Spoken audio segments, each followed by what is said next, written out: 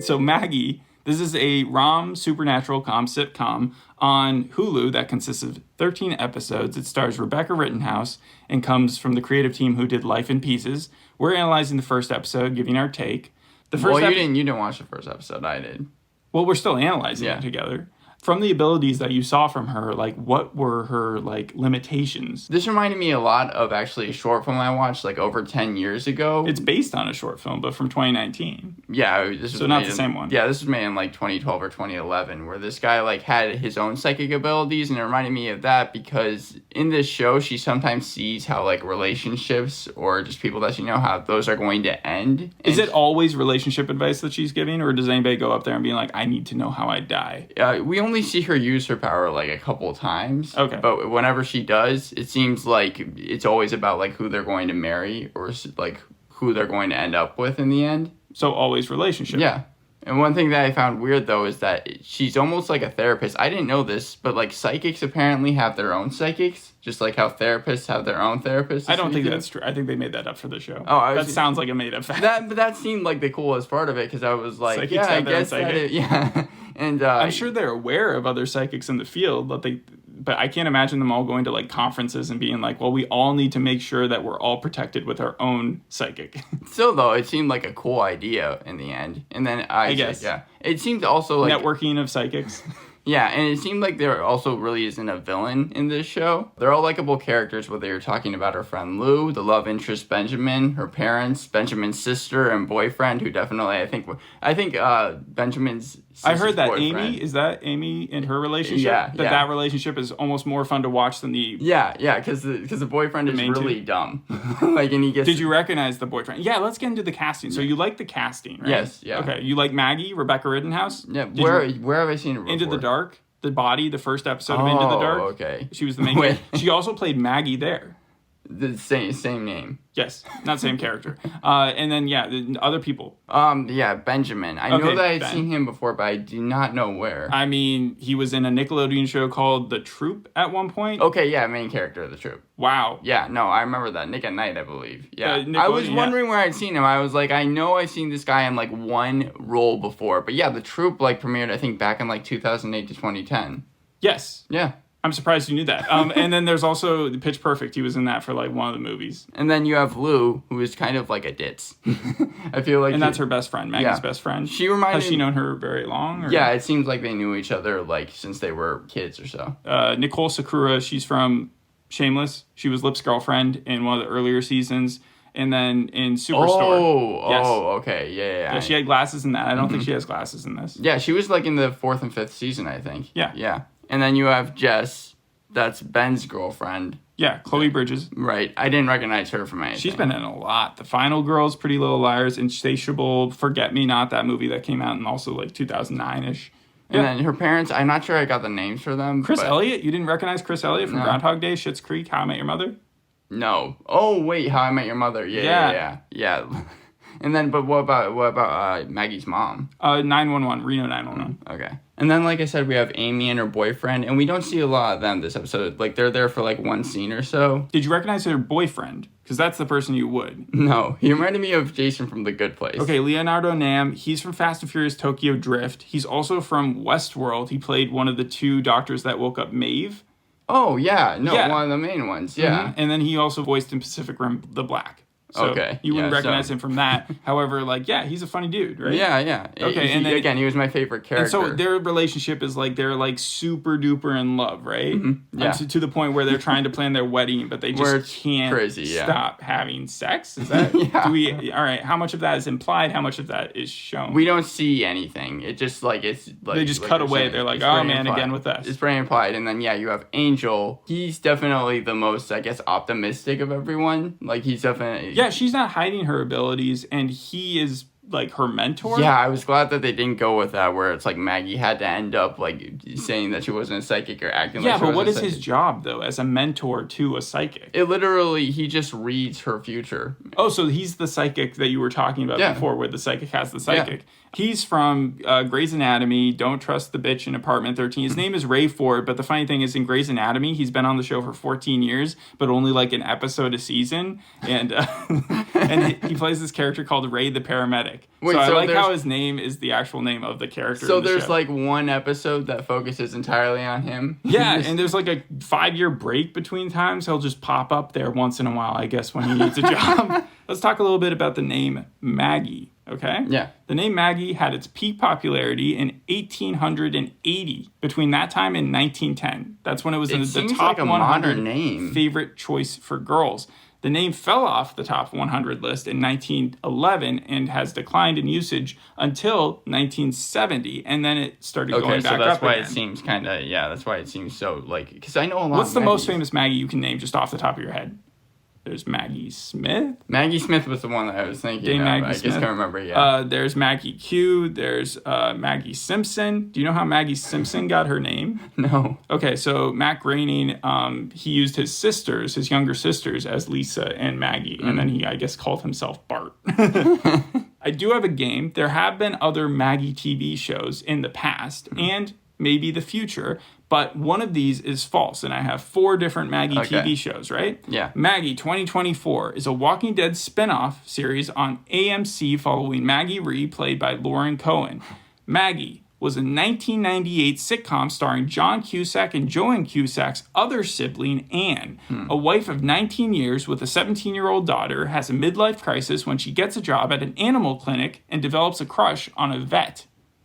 Okay. Maggie was a 1981 sitcom revolving around a tormented housewife as she copes with her life with her husband and 3 children in the suburbs of Ohio. Funny note about that one of the kids in that show was a 16-year-old, but he was only ever referred to and he was never shown because he was always in the bathroom.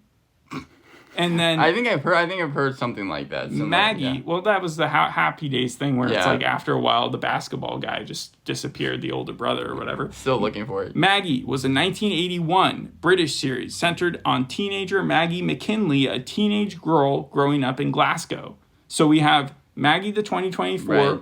Walking Dead spinoff. We have Maggie the 1998 sitcom with Ann Cusack. We have Maggie the 1981 American sitcom revolving around a tormented housewife. Or Maggie the 1981 British series centered around a teenager. Given that I was on the Walking Dead's page yesterday and I saw nothing about a Maggie spinoff, Dang. I think that that's the one that's false. Well, then you're correct, and you used reason to get there. Yeah. So believability index on this show, though, originally it was intended, you said it was like an AMC show, right? ABC or NBC type comedy show. That's what I meant. Yeah. So originally it was intended to be on ABC, but they dropped it or they punted it over to Hulu. It was supposed to be aired May 2021. So it's been over a year since it was originally supposed to air. Is the pilot over a year old? I think the whole show is. Wow. Okay. Yeah, so I think what happened was that ABC had shows like Abbott Elementary, and then they were like, we like this. And they decided to keep that over this. And then Hulu kept it, I guess, because they were like, we're not sure what to do with this quite yet. Finally released it. I was surprised to see that this show was 13 episodes. It seemed like it was only going to be like 8. Especially by the end of the pilot. If it was originally intended for ABC, that makes a lot more sense, it makes right? more sense, yeah. It was based on a short film from 2019 created by Tim Curcio. We already talked about that. But Tim Curcio got his start in UCB. Okay, yeah. And then the showrunners are Maggie Mole and Justin Adler from Life in Pieces. Life in Pieces being that show that came out a few years ago. I didn't know it was doing so well in the second season, and they like changed the time slot, and then it went away from the Big Bang Theory. Like before it was like the Big Bang Theory followed by Life in Pieces, and then it got flipped up or something like that. And so because of the time slot change, the show got screwed over basically. Well, that's what some people say. But like originally it had a huge following, and then by season 3 and 4 it I remember the dropped off. promos for it. Yeah. And then the first episode of Maggie is called Things Begin Where They End. Is there anything interesting about that to you? I was confused by that title's name because I didn't really understand Sounds what it to meant. me like a fortune cookie, so then I went into the other titles for this season, and it's not really a spoiler, and they're all fortunes, something that like prophecies. Oh, yeah, you know what? It might have actually been a fortune cookie. They eat Chinese and they look at fortune cookies, and I think that might have been one of the fortunes. Yeah, one of the episodes is called the fortune you seek is in another cookie. So Yeah. they're pretty on the nose with it. And then the ending episode, since the beginning episode is called Things Begin Where They End, the ending episode is going to be called Things End Where They Begin, which I assume you'll be watching, right? Because you really like the show? I mean, here's the thing. I think it's the most mediocre show that I've ever done for this podcast. Interesting. It is just the most middle of the road. I definitely didn't hate it, but it's so simplistic and like its narrative. Would it be better if she talked to dead people? Because that's what psychics I've always just considered like a thing. Like do a Sixth Sense type of like thing? If that had been her power, is not the fact that she's using it for dating advice. Would have been like, kind of morbid. She's haunted. Well, it'd be more like True Calling there. Did it remind you of any other shows than what you've talked about so far? Because I've seen it a lot related to like How I Met Your Mother. The main premise of the show is that Maggie does a reading for this guy Benjamin who was hitting on her at a party. Yeah. And she's hired for the party to be a psychic. And then when she does the reading, she gets like a vision where she marries him. Or so we think. And then in the end... How do you think that? Like, is the veil just over her face? The veil's... Yeah, exactly. The veil's over her face and you see that, like, she sees herself in a mirror with him in the background. Oh. And she's like, oh my god. And she, like, freaks out and runs away. Mm-hmm. And then later on, they meet because Lou had a date at a bar that, like, I think ended up breaking up with her or something like that. And then... She's a klutz? We don't actually see the breakup. We just see her in the bathroom crying. Okay. But yeah, Maggie and her walk out and run into Benjamin again. And then Benjamin and Maggie end up hooking up. And the next morning, Maggie was about to tell him, like, hey, I saw this vision when we were married. But that seems like it's going full throttle. Like, I don't know if he'd believe, that she's psychic for real. I know even though that's her job. But like, I mean, you seem to believe it at first. You know, like when people tell you they love you on the first date, like that trope? Yeah. It feels like she's going in pretty head first. Well, and that's where I can relate it to How I Met Your Mother, because Ted in that first episode, I remember, goes for Robin pretty hard. Yeah. And that's kind of and so, like, if she had done that here. But the thing is that, like, when she kind of touches his hands again, she gets another vision, almost like an angle change, and sees that the person that was in the wedding dress wasn't her. And then does she see who it is? Like, she gets a very good look at the person? Yeah, but we haven't seen her so far in the episode. All right. 6 weeks later, she's at her house because she needs to let the new tenant in with Luis, and who shows up but not only the person that was in the wedding dress, but Ben, and they're going to be the new neighbors next door. And they're dating. Yeah, they're dating. Was Ben dating this lady before he met Maggie to begin I don't with? think so. I think that was they just met and they decided to move in together within a couple weeks. Yeah. And she's okay with Ben still at that point. Like, it feels like any dude who's like willing to jump into a relationship that fast and she's buy okay an with that. apartment. Maggie's freaking out though because she's like, well, all this stuff is going on, and she's like, is there that awkward like, oh, I've never met you type thing? Yeah. In fact, Ben's girlfriend is like, oh, you guys know each other, and Ben's like, she did a reading for me, that type of thing. Oh, yeah. So and they don't 100% lie. But yeah. Does the girlfriend seem like a nice person? Yeah, for the most part. I mean, I said, there's no villain in the show. It's all likable characters. Yeah, but Maggie, the will they won't they thing that is with those two, she has to get involved with someone who's dating not a monster, but dating someone who's also nice. Yep, that's tough. And then she ends up going to her house, is freaking out about it. Lou has a heart-to-heart with her, and then they all end up having dinner, including her parents, out in like this balcony type of area. And that's Cheers. Yeah.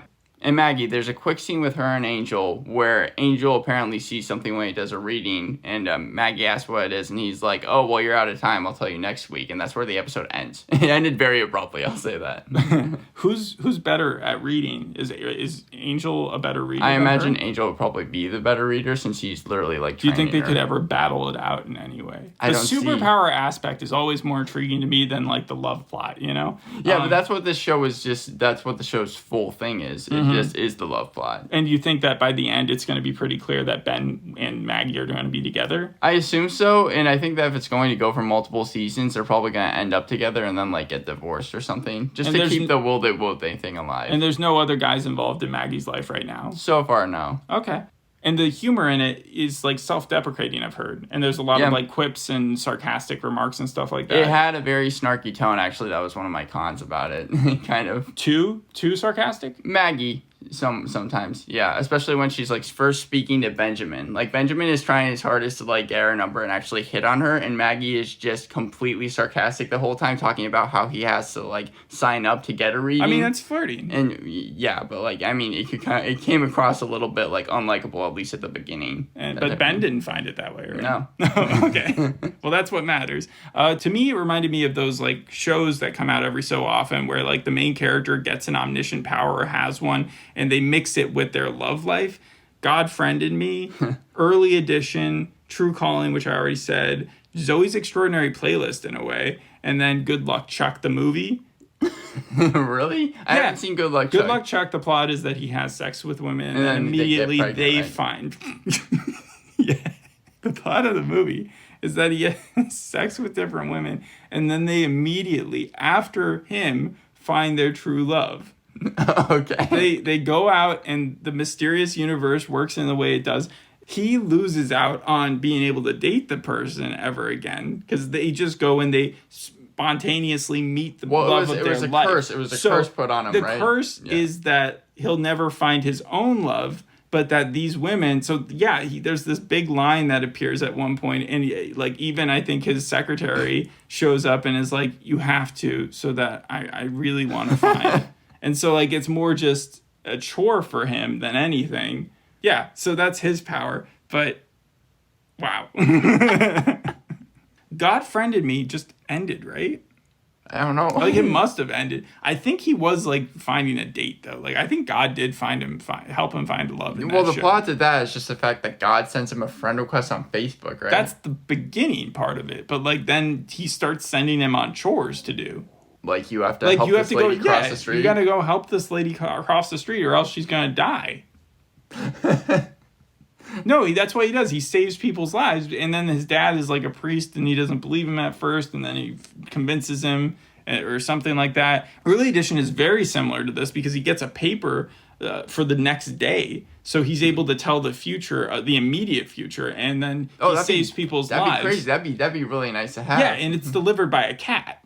And then with Zoe's Extraordinary Playlist, I know that one's like a mix of super ability, but also like it wasn't really super helpful for her. But it did get her a chance to kind of see where people's like minds were at. Right. Her brain was just, I don't know. That one, it's the least connection. However, I feel like that's a better. Well, no, like you were show. saying, it kind of has it has the Eli Stone feel to it. Yeah, and the will they won't they aspect. I'm glad there is no laugh track, like I said.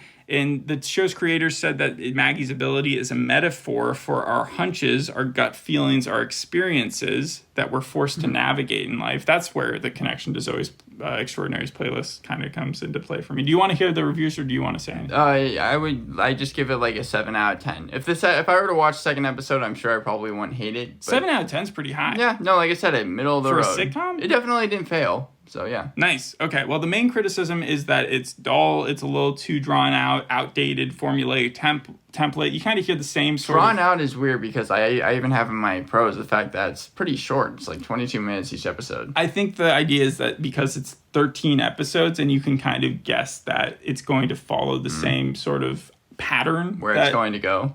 Yeah. Not just predictable pattern, but also maybe the jokes just kind of are the same every episode. But again, you only watch the first one. We're not sure what happens. We can't speak for that. And then it's been praised for its casting, a pleasant, kind-hearted feel. And then, it's been compared to How I Met Your Mother. The best parts don't revolve around the romance, is what Hollywood Reporter says. Hulu already has How I Met Your Father going, so that's kind of interesting how those will play off each other. It's also been compared to That's So Raven, which I didn't watch that series, but she gets future flashes. Oh, right, yeah. Visions. I remember from the couple of episodes I've seen. But Variety, who compared it to that, also called it awkward and a little aimless. Well, it's supposed to be awkward, I feel like. That's where some of the humor comes from. You said situational, so the main character finds herself in situations that her ex-lover shows up at the doorstep to her parents' duplex and wants to buy an apartment for him and his girlfriend a couple weeks after they get over each other. All right. And then Decider said skip it. It said it's a quip factory. What about Rotten Tomatoes or IMDb? 70% on Rotten Tomatoes critics score, 92% audience score. Right now the IMDb is too early to tell, especially with this amount of there's 50 people have reviewed it. And so that's the majority of the reviews. Okay. Yeah. I mean, I agree with the Rotten Tomatoes score. You said 73% or so? 70%. Yeah. All right. Well, thanks for listening. We'll see you on the next episode. Hope you enjoyed this one. Bye. Bye.